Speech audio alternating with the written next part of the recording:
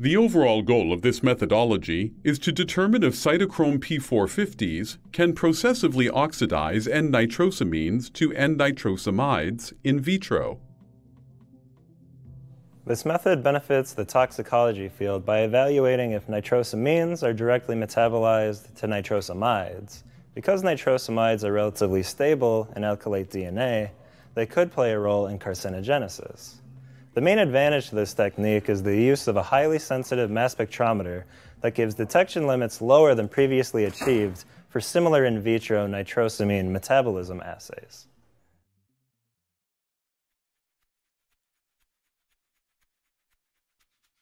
To begin this procedure, place a 25 milliliter round-bottom flask containing a magnetic stir bar into an oven.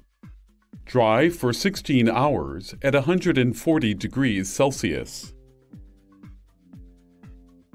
After this, transfer the flask to a fume hood and cool it under a stream of nitrogen gas.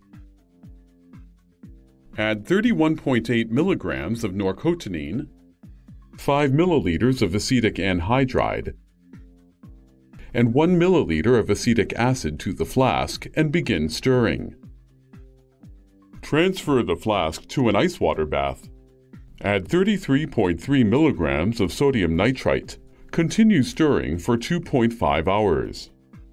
Then pour the reaction into 18 milliliters of ice-cold water to quench the reaction.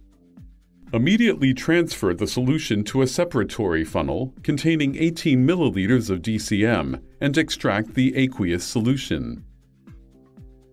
Extract the aqueous layer 2 additional times using 9 milliliters.